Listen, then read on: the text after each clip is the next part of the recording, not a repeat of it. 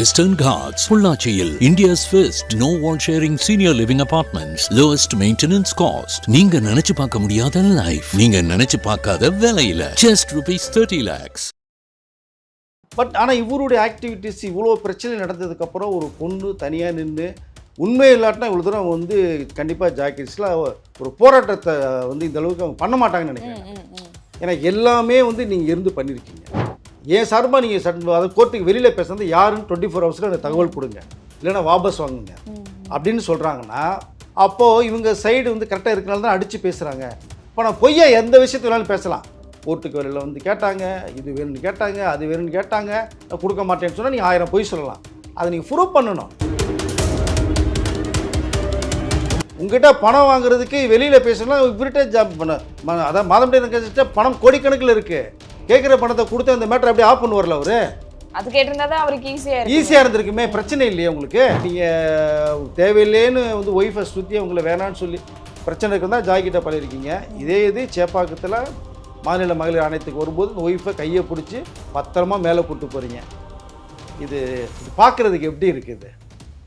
அது மனசு நமக்கே கஷ்டமாக இருக்குது பார்க்குறதுக்கு.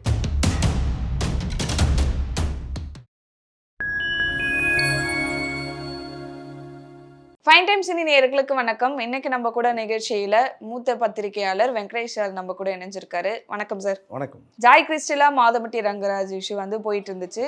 அதுக்கு நடுவில் கிடப்புல போடப்பட்டது. இப்போ திரும்பவும் கோர்ட்ல வந்து ஆஜராயிருக்காங்க. இது வந்ததுலேயே வந்து அந்த வீடியோ பார்க்கும்போது வந்தது என்னன்னா, மாதம்பட்டி ரங்கராஜ் அவங்க முதல் மனைவியோட ரொம்பவே நான் எதுவும் தப்பு பண்ணலை, நான் வந்து நிரபராதின்ற மாதிரி கண்ணாடிலாம் போட்டுட்டு ரொம்ப வீராப்பா நடந்து வந்தார். ஜாய் கிறிஸ்டிலா பரிதாபமாக தனியாக வந்தாங்க. இது குறித்தே நிறைய விஷயங்கள் பேசப்படுது. இதை நீங்கள் எப்படி பார்க்குறீங்க? அதுவும் இல்லாமல் ட்விட்டரில் வேறு மாறி மாறி போஸ்ட் போட்டுக்கிறாங்க. ஃபஸ்ட்டு நீங்கள் இந்த விஷயத்தை எப்படி பார்க்குறீங்க சார்? இல்லை, இந்த பூனையை பால் குடிக்குமாங்கிற மாதிரி தான் மாதம்பட்டி ரங்கராஜ் இருக்காருன்னு தான் நமக்கு தோணுது. ஏன்னா இதற்கு முன்னாடி ஜாய் கிறிஸ்டிலோட 2 வருஷங்களுக்கு மேலே லிவிங் டுகெதரில் இருக்கும் போதெல்லாம் வந்து இந்த ஸ்ருதின்றத அவங்க ஒய்ஃப் இருக்காங்கிறது அவருக்கு தெரியாதுன்னா அப்போல்லாம் வந்து அவங்களுடைய பல இன்ஸ்டாவோ அதெல்லாம் வந்து அன்ஃபாலோ பண்ணியிருந்தாரு. இதற்கு பிறகு திடீர்னு இப்போ தான் ஃபாலோ பண்ணி போகிறாங்க. பட் இந்த பிரச்சனைகள் போய்கிட்டே இருக்குது. கடந்த சில மாதங்களாகவே போய்கிட்டு இருக்கு. பட் இது வந்து 2 பேர் லிவிங் டுகெதரில் இருந்தாங்கிற விஷயம் எல்லாருக்குமே தெரியும் நமக்கு. அதை இது புதுசாக இனிமேல் நம்ம பேச வேண்டிய அவசியம் இல்லை. இருந்தாங்க. பட் இது விலகி போனதுக்கு ஒரே காரணம் அவங்க ப்ரெக்னென்ட் ஆனுன்னு சொன்னதுனால விலகி போகிறார். இதுதான் ரீசன். பட் ஆனால் இவருடைய ஆக்டிவிட்டிஸ் இவ்வளோ பிரச்சனை நடந்ததுக்கப்புறம் ஒரு பொண்ணு தனியாக நின்று உண்மை இல்லாட்டினா இவ்வளோ தூரம் வந்து கண்டிப்பாக ஜாக்கிரஸில் ஒரு போராட்டத்தை வந்து இந்த அளவுக்கு அவங்க பண்ண மாட்டாங்கன்னு நினைக்கிறேன். ஏன்னா எல்லாமே வந்து நீங்கள் இருந்து பண்ணியிருக்கீங்க. இந்த ப்ரெக்னென்ட்னு சொன்னதுக்கு அப்புறமேலே கர்ப்பமானதுக்கு அப்புறம் தகவல் தெரிஞ்சுன்னா நீங்கள் பாட்டு எஸ்கேப் ஆகி போகிறன்றது மிகப்பெரிய ஒரு தவறு. இவர் வந்து மேற்கொண்டு சில தேவையில்லாத சில விஷயங்களில் வந்து மாதம்பட்டி ரங்கராஜ் பேசிகிட்டே தான் போகிறாரு. கேட்டால் அவங்க போட்டதுனால எனக்கு 15 கோடி லாஸ்ன்னாரு. அவங்க போட்ட வீடியோவெலாம் டெலீட் பண்ண சொல்கிறாரு. ஃபர்தராக போடக்கூடாதுன்னு விஷயத்தை சொல்கிறேன்னா நீங்கள் இதெல்லாம் பேசுகிறீங்களா? அவங்க சொல்கிறதுக்கு ஒரு கருத்து இதுதான் உண்மையாக பொய்யாங்கிறத வெளிப்படையாக ஒரு ஸ்டேட்மெண்ட் கொடுக்கணும். இல்லை, இது வரைக்கும் கொடுக்கல. இப்போ என்ன சொல்கிறாரு, திடீர்னு கோர்ட்டுக்கு வெளியில் அவங்க பேசி சமரசம் பண்ணி பண்ணுறதுக்கு நிறைய விஷயங்கள் பேசப்படுது. நான் அது உடன்பட மாட்டேன், நான் கோர்ட்டில் பார்த்துக்கிறேன் எதுவாக இருந்தாலும் ஒரு விஷயத்த சொல்கிறார். இதே தான் ஜாயும் சொல்கிறாங்க. இப்போ அவங்க என்ன சொல்கிறாங்க, ஒரு ட்விட்டர் வந்து இன்ஸ்டாவில் பார்த்துட்டு அவங்களுடைய இதில் யார் பேசுனாங்கிறத 24 ஹவர்ஸ்க்குள்ளே நீங்கள் எனக்கு தகவல் கொடுங்க, எனக்கு சட்டம் தன் கடமையை செய்யும், முதல்ல வந்து இந்த விஷயத்துக்கு நீங்கள் பதில் சொல்லுங்கள் அப்படின்னு திரும்பி அவங்க பதில் சொல்கிறாங்க. அப்போது எதுவுமே இல்லாமல் ஜாய் இந்த அளவுக்கு போராட கண்டிப்பாக மாட்டாங்க. ஒரு பொண்ணு, நம்ம ஜாயோ மாதம்பட்டியோ 2 பேர் பேரே கூட எடுக்க வேணாம் விடுவான். ஒரு பொண்ணு பாதிக்கப்பட்டிருக்காங்க. 3 மாதம் 2 வருஷம் ஜாலியாக வாழ்க்கையை அனுபவிச்சிருக்கீங்க. அதுக்கு நீங்கள் அந்த பொண்ணு கூட கனெக்ஷன் ஆகிறதுக்கு நிறைய காரணங்களை சொல்லியிருக்கீங்கன்னு ஒரு விஷயத்தையே சொல்கிறீங்க. ஒய்ஃபை டைவர்ஸ் பண்ண போகிறேன், எங்களுக்கு அவங்களும் அண்டர்ஸ்டாண்டிங் இல்லை, நிம்மதி இல்லை, வாழ்க்கையில் எதுவுமே இல்லை எனக்கு அப்படின்லாம் சொல்லி ஒரு பொண்ணை நீங்கள் பேசுகிறீங்க. ஒரு பொண்ணு வந்து இந்த விஷயங்களை அடிக்ட் ஆக மாட்டாங்க சாதாரணமாக. அவங்க சொல்லப்போனால் ஆணோட பெண்ணு வந்து ரொம்ப மனசு பக்குவப்பட்டவங்க, நல்லா சிந்திக்கக்கூடியவர்கள் அவங்க. அப்போ நீங்கள் இதெல்லாம் சொல்லும்போது ஒரு கல்லை கூட பேசி பேசி கரைய வைக்கலாங்கிற மேட்டரில் தான் மாதம்பட்டி பண்ணியிருக்காருன்னு தான் நமக்கு தெரிய வருது. நமக்கு அவங்க பாட்டுக்கு வந்து ஆல்ரெடி ஒன்றும் இல்லை, ஜாய் கிறிஸ்டிலா ஆல்ரெடி மேரேஜ் ஆனவங்க, அண்டர்ஸ்டாண்டிங் சரியில்லை, டைவர்ஸ் வாங்கிட்டாங்க, ஒரு பையன் இருக்கான், தனியாக வந்து வாழ்ந்துட்டுருக்காங்க.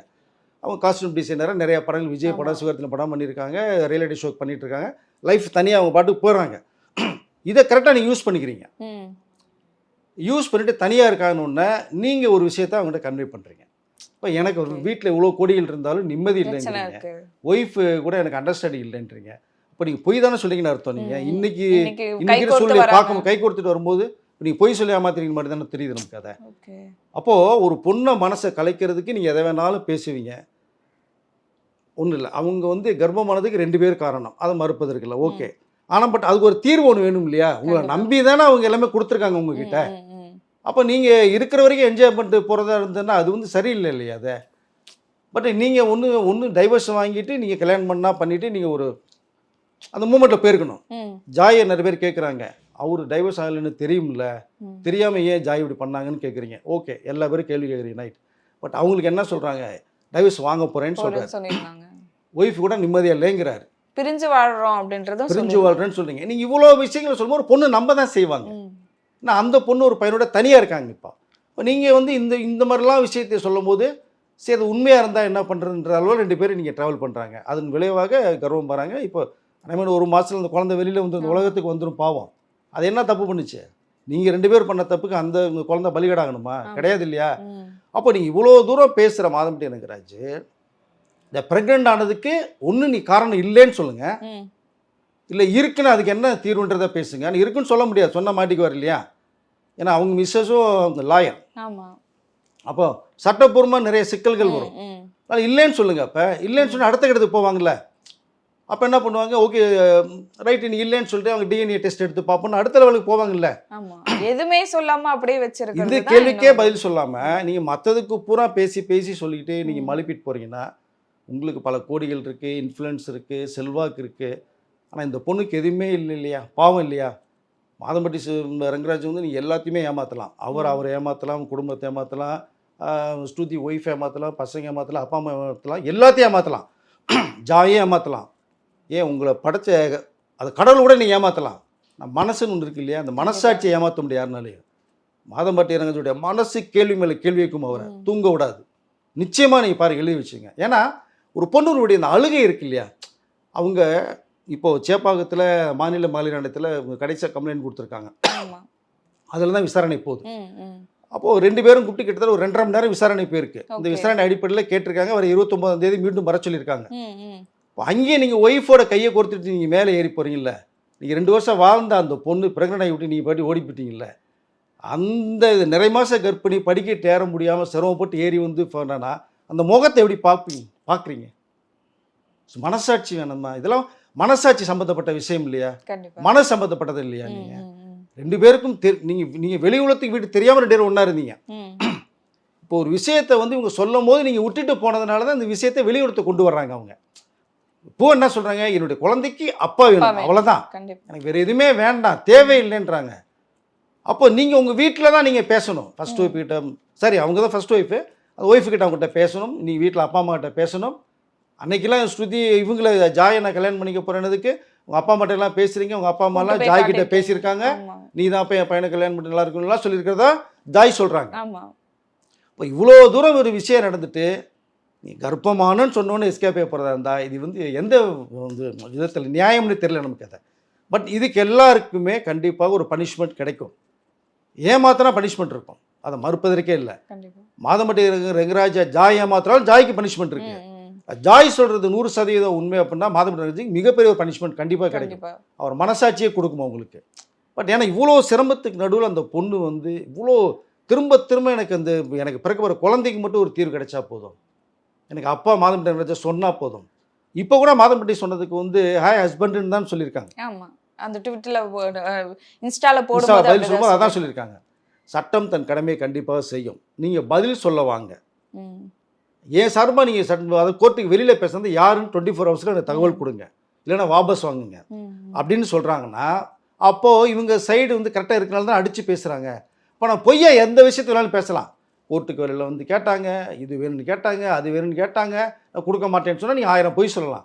அதை நீங்கள் ப்ரூவ் பண்ணணும். சட்டத்துக்கு வந்து சாட்சி தான், ப்ரூஃப் தான் ரொம்ப முக்கியம். ம், ம். நீங்கள் ப்ரூஃப் கொடுத்து நீங்கள் கோர்ட்டில் வந்து இதெல்லாம் பண்ணாங்க நீங்கள் சொல்லுங்கள். கண்டிப்பாக நீதிமன்றம் கண்டிப்பாக விசாரணை பண்ணுவாங்க. ஒரு நியாயமான தீர்ப்பு கண்டிப்பாக யாருக்கு இருந்தாலும் கிடைக்கும். ஓகே. மாதம்பட்டி ரங்கராஜ் சைடே நியாயம் இருந்தாலும் கண்டிப்பாக தீர்ப்பு அவங்களுக்கு கிடைக்கும் இல்லைங்களா? கண்டிப்பா. கண்டிப்பா. நீதிமன்றம் நீதியரசர் வந்து சரியான முறையில் விசாரித்து தீர்ப்பு கொடுக்குறவங்க தான் அவங்க. ஸோ கடவுளுக்கு இந்த சரிசமமானவர்கள் இந்திய அரசர்கள் கண்டிப்பாக அவங்க பண்ணுவாங்க. பட் நீங்கள் வெளியில் வந்து 1008 பொய் சொல்லிட்டு ஒரு பொண்ணோட வாழ்ந்துட்டு ஏமாற்றிட்டு போகணுங்கிறது வந்து நியாயமே இல்லை. Okay sir. இன்னொன்று என்னன்னா அவர் போட்டிருக்காருல்ல, என்னை வந்து 10 பேர் நீதிமன்றத்துக்கு வெளியில வச்சு அதை முடிவு கட்ட சொன்னாங்க இந்த பிரச்சனைக்கு அப்படின்னு சொல்றது. அது நிறைய விஷயங்கள் நம்ம பார்த்துருக்கோம். ஏதாச்சும் ஒரு பெரிய நடிகர் மேலேயோ இல்லைன்னா ஏதாச்சும் பிரபலமா இருக்கவங்க மேல ஒரு இந்த மாதிரி ஒரு விஷயம் வருதுன்னா அவங்க காசுக்காக தான் பண்றாங்க அப்படின்ற நிறைய விஷயங்கள் நிறைய பேர் பேசுவாங்க. அந்த பிள்ளை இதுக்காக தான் பேசுறது, இல்லைன்னா இந்த பையன் அதுக்காக தான் பேசுறான் அப்படின்னு சொல்லிட்டு. இது இவ்வளவு விஷயங்கள் அவங்க வந்து வீடெல்லாம் கூட்டு போய் காட்டியிருக்காங்க. ஜாய் கிறிஸ்டலா தன்னோட குழந்தைக்கு வந்து அவர் தான் அப்பா அப்படின்ற நிறைய விஷயம் சொல்லும்போது இப்படி அது மடைமாற்றி விடுற மாதிரி இவங்க வந்து பணத்துக்காக தான் பண்றாங்க அப்படின்ற கிரிட்டிசிசம் வரும்போது அவங்க சொன்னாங்க, நான் அதுக்காக பண்ணல, இங்க பாருங்க என் கூட அவர் வாழ்ந்திருக்காரு, நாங்க கல்யாணம் பண்ணிருக்கோம் எல்லாம் காட்டும்போது நம்மளே இப்படி ஒரு போஸ்ட் போட்டா அது அப்படியே மாறிடுமோன்றதுக்காக அவர் அதை போட்டிருக்காரு. 10 பேர் என்கிட்ட வந்து நீதிமன்றத்துக்கு வெளியில இதை தீர்த்து முடிக்க சொன்னாங்க, நான் அதான் செய்ய மாட்டேன் அப்படின்னு சொல்லிட்டு தன்னை நிரபராதியா காட்டிக்கிறதுக்காக இது மாதமட்டி போட்ட ஒரு போஸ்டா அப்படின்ற மாதிரி எனக்கு ஒரு டவுட் வருது சார். இது நீங்க அப்படிதான் தோணுது அவர் பேசுறத பார்க்கும்போது. நீதிமன்றத்துக்கு வெளியில நீங்க 10 பேர் பேசுறாங்க அப்படின்னா நீங்க ப்ரூஃப் கொடுங்க, யார் பேசுறான்னு சொல்லுங்க, இவங்க தான் பேசணும் கூட்டத்தை நிப்பாட்டுங்க. இல்லையா நீங்க ஓரலா தானே சொல்றீங்க, அது எப்படி நம்புறது நம்ம?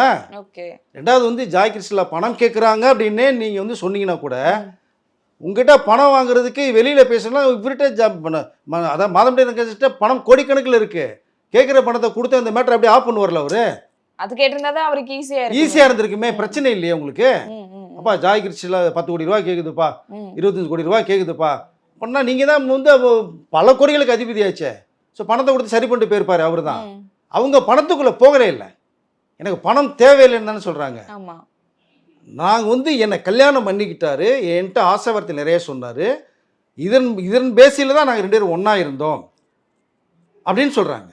அப்போது நீங்கள் ஹஸ்பண்ட் ஒய்ஃபாக தான் 2 பேர் இருந்திருக்கீங்க. அப்பார்ட்மெண்ட்ஸு மாதம்பட்டி தான் வந்து எடுத்து கொடுத்துருக்காங்க. இந்த வீடு அவர் பேர் தான் இருக்குதா ஒரு தகவல் எல்லாமே இருக்குது. இப்போ வாடகையெல்லாம் நீங்கள் தான் கொடுக்குறீங்க, எல்லாமே நீங்கள் தான் பார்த்துக்கிறீங்க. இந்த பையன் அவங்களுடைய ஃபஸ்ட்டு பையன் வந்து ஸ்கூலில் கூட மாதம்பட்டி இறங்கிறதுடைய இன்சியல் தான் இருக்கிறதா ஒரு தகவல் வருது. அவன் அப்பா அப்பான்னு தான் கூப்பிடுறான். நீங்களும் பையன் வச்சிருக்கீங்க, ரொம்ப லவ்வபுல்லா இருந்திருக்கீங்க. ஜாய்கிட்டையும் அவங்களுடைய அது மூத்த பையன்ட்டையும் இருந்திருக்கீங்க நீங்க. அப்போ உங்களுக்கு நீங்க உருவாக்கின ஒரு குழந்தை வரும்போது தான் நீங்க எஸ்கேப் பாருங்க, எதுவுமே இல்லைன்னு சொல்லி. அப்போ நீங்க கேர்ஃபுல்லா இருந்திருக்கணும்ல 2 பேருமே. கேர்ஃபுல்லா இல்ல நீ உருவாக்கிட்டு போயிருவீங்களா? அந்த குழந்தை வெளில வந்தா பாவம் யாருன்னு கேட்காதா? இதுவே ஒரு பெரிய விஷயமா இருக்கு. பெரிய விஷயம் இல்ல. வளர வளர 1 வயசு வரைக்கும் பேசாத குழந்தை 1 வயசுக்கு அப்புறம் அம்மாட்ட அப்பா யாருன்னு கேட்கும்ல. நீங்கள் ஸ்கூலில் சேர்த்தா ஸ்கூலில் அப்பா அம்மாவோட வருவாங்களே பசங்க, அப்பா உயிரோடு இருக்கும்போது இல்லைன்னு சொல்ல முடியுமா? இல்லை. அதுக்கு தான் போராடுறாங்க. ஓகே. இப்போ அவங்க 10 கோடி ரூபா கேட்டால் நீங்கள் 10 ரூபா கொடுத்துட்டு போவீங்க, அது பெரிய விஷயமே இல்லை உங்களுக்கு. அவங்க பணம் எனக்கு வேண்டாம், என்னுடைய குழந்தைக்கு ஒரு அப்பா வேணும், அதுதான் அவங்க இன்ன வரைக்கும் போராடுறாங்க. இந்த போராட்டத்துக்கு கண்டிப்பாக ஒரு முடிவு கண்டிப்பாக கிடைக்கும். பட்டு ஜாய்கிட்ட என்ன ஒரு வீக்னஸாக போச்சு, அவர் டைவர்ஸ் வாங்காமல் இருந்துட்டு 2 இருந்ததுனால இவங்களுடைய வாய்ஸ் மேக்ஸிமம் எடுபடாமல் இருக்கு.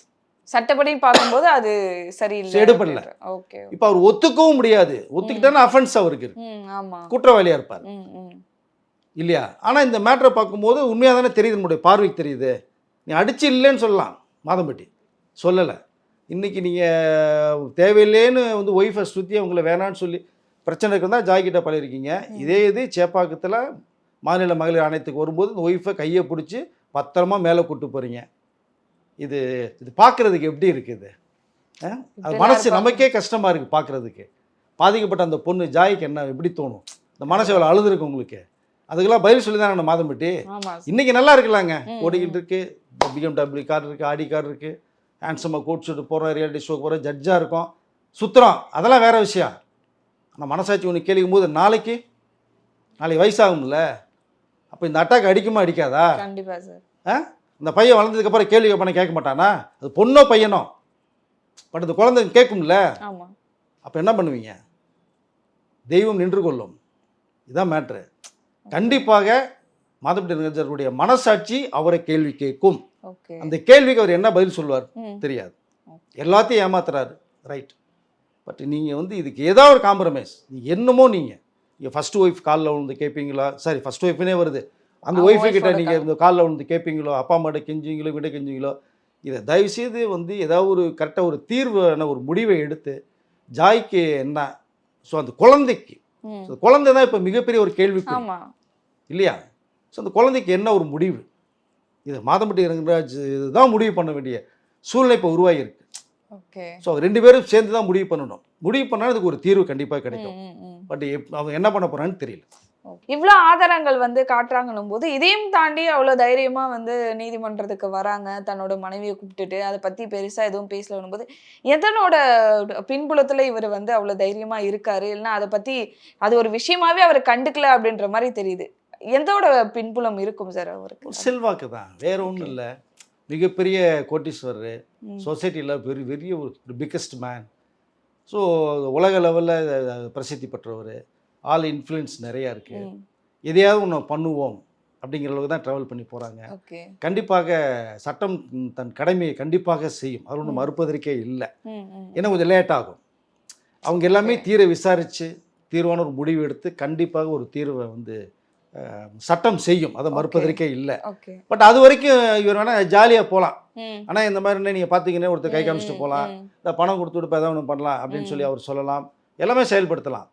பட் ஆனால் கொஞ்சம் அதாவது இவங்களுடைய ஜாயுடைய பொறுமைக்கு ஒரு பதில் கண்டிப்பாக சட்டம் வந்து கொடுக்கும் தான் நான் நினைக்கிறேன். நான் இதை பட் இவருடைய வாய்ஸ் அதிகமாக இருக்கிறதுனால எதனால சாதிக்கலான்னு வந்து அவர் நினைக்கிறார்.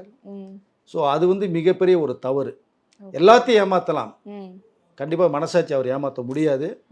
மனசாட்சி வந்து கண்டிப்பாக அவருக்கு ஒரு பதிலை வந்து சொல்லும். ஸோ வெயிட் பண்ணி பார்த்தா தெரியும். இது மிகப்பெரிய ஒரு பிரச்சனையாக போயிட்டே இருக்கு, தீர்வு என்ன கிடைக்கும் அப்படின்றது. இது குறித்து நிறைய விஷயங்கள் பேசலாம் சார். ரொம்ப நன்றி சார். நெக்ஸ்ட்